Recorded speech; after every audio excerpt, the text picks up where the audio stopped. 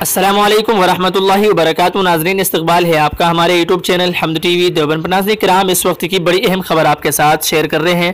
بتلا دیں آپ کو کہ اہم فیصلوں کے ساتھ شورا کا 2 روزہ اجلاس اختتام پذیر، تعلیمی منصوبوں کو منظوری اور جدید داخلوں کو ہری جھنڈی، متعدد اہم تجاویز منظور۔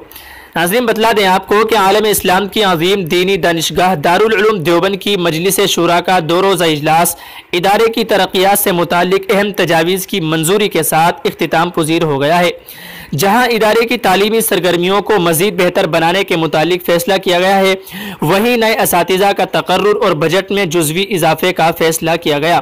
جمعرات کو آخری نشست اساتذہ اور طلباء کی تعلیمی کارکردگی کا جائزہ لیا گیا اور کچھ ترمیمات کے ساتھ سبھی اہم فیصلوں پر حتمی مہر ثبت کی گئی۔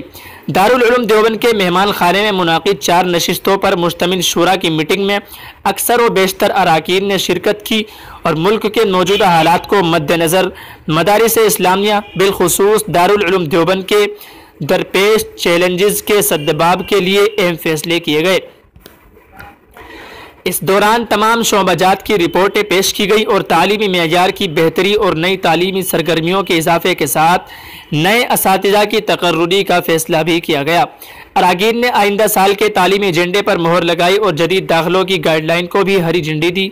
حالانکہ کئی سالوں سے کووڈ کے سبب نئے داخلوں کے سلسلے میں کچھ پابندیاں آئی تھیں، لیکن اس مرتبہ سابقہ کے تحت داخلہ کارروائی اور امتحان داخلے میں جدید طلباء کو شامل ہونے کے لیے تمام عارضی پابندیوں کو ختم کر دیا گیا۔ اس دوران اساتذہ اور ملازمین کی تنخواہوں کے ساتھ دیگر مسائل بھی زیر غور آئے اور اس سلسلے میں کمیٹی نے اراکین شورا کے سامنے اپنی رپورٹ پیش کی۔ تعمیرات کے متعلق کچھ جزوی بجٹ کا اضافہ کیا گیا۔ وہیں گزشتہ شورا کے اجلاسوں میں کیے گئے کئی اہم فیصلوں کے متعلق عملی پیش رفت کی رپورٹیں پیش کی گئی اور تعلیمی کارکردگی کا جائزہ لیتے ہوئے اراکین شورا نے کئی تعلیمی منصوبوں کو منظوری دی۔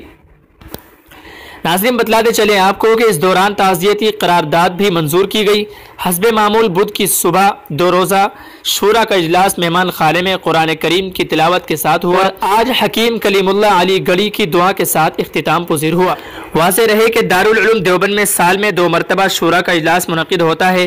قمری سال کے اول میں بجٹ، جبکہ شعبان میں تعلیمی مجلس منعقد ہوتی ہے، جہاں اس میٹنگ میں تعلیمی امور پر خاص توجہ دی جاتی ہے، وہیں عمومی طور پر بجٹ اور دیگر امور و مسائل پر بھی غور و خوض کیا جاتا ہے۔ جدید داخلے اور نئے تعلیمی منصوبے اس شورا میں منظور کیے جاتے ہیں، ساتھ ہی اراکین شورا آئندہ سال کا تعلیمی لائحہ عمل بھی تیار کرتے ہیں۔ پہلے دن متعدد شعبہ جات کے نظماء نے اپنی اپنی رپورٹیں پیش کی، خاص طور پر تعلیمی، تعمیراتی، مالیاتی اور تنظیم و ترقی سمیت متعدد اہم شعبوں کی رپورٹیں پیش کی تھی۔ ناظرین بتلاتے چلیں آپ کو اس اجلاس میں محتمم مفتی ابوالقاسم نعمانی، صدر المدرسین حضرت مولانا سید ارشد مدنی، رکن پارلیمنٹ مولانا بدر الدین اجمل، صدر جمعیت علماء ہند مولانا سید محمود مدنی، مولانا مفتی اسماعیل مالکاؤں۔ ناظرین کرام، آپ کی اس خبر کے متعلق کیا رائے ہے کمنٹ کر کے ضرور بتلائیے گا۔ اگر آپ چینل پر نئے ہیں تو سبسکرائب ضرور کر لیجئے تاکہ آپ کو اس طرح کی معلومات ملتی رہے۔ السلام علیکم ورحمۃ اللہ وبرکاتہ۔